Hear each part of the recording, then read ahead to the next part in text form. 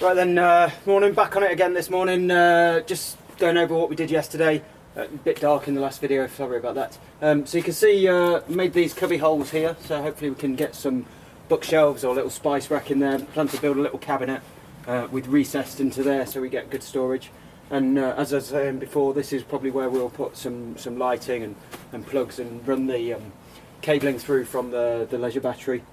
I was thinking yesterday about these lights, and I'm probably going to try and get a little switch to put in here so I can isolate the lights. We don't want them coming on when we open the door or anything in the night, so we'll see if we can find a switch for those and put them all individually switched. So all I'm going to do today is finish off this little bit here, put a second layer on this pillar here and tape all this section up, and then I'll show you what I've done with the bed, and we'll see how that's getting on. I've already welded up the frame and I've built some of the base, so we can start putting that into the van and see how it all fits together and whether it works well. This is Flicker, my neighbour's cat. She's got another friend called Benji, but he's been injured recently. He's not about much at the minute. Got hit by a car in the car park here.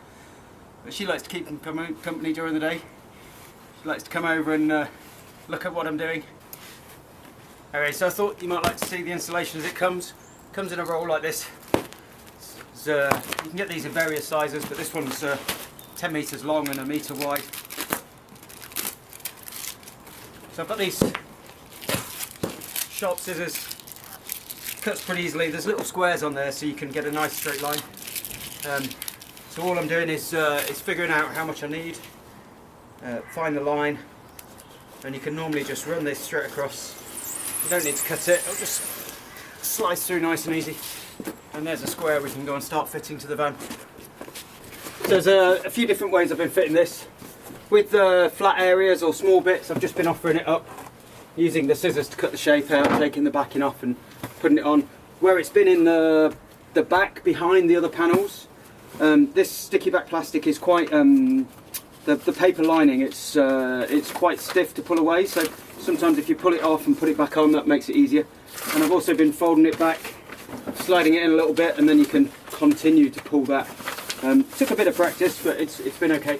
But what I've been doing on these pillars is, anywhere where there's funny shapes, is exposing a bit of the backing and then sticking that on so that it's fixed in place, and then I can just trace around the shape either with a knife or my finger or something like the end of a spoon or something, just to put a crease into the material, and then I can trace that with the scissors. That seems to have been the best way for getting it onto these awkward shapes. This material does stretch and deform a little bit, but the foil on there does stop it conforming too much. It would maybe be worth considering you can get this without the foil. If you're planning on doing several layers, it might be worth putting the first layers on without the foil, because they'll form better to the shape, and then as the creases and dimples get filled in, you can switch to the foil one for the top layer. The one without the foil is a bit cheaper as well, so maybe that's a good option to go for.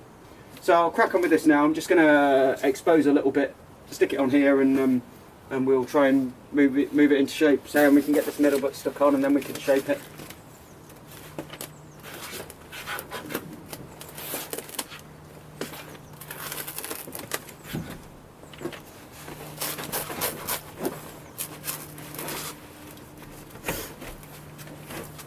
So what I'll do first is I'll work into this recess here. This should be quite easy, so it's just going to be a case of forming it in a bit, and then I'm gonna come across at an angle because I don't want to fill in the recess anymore. So I'm just going to come up and follow here. So we'll nice little angle here.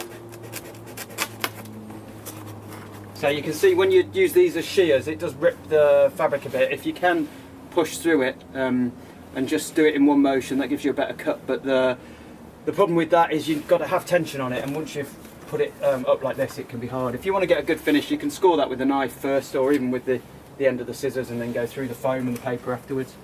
But I'm gonna tape these edges, so it'll be fine.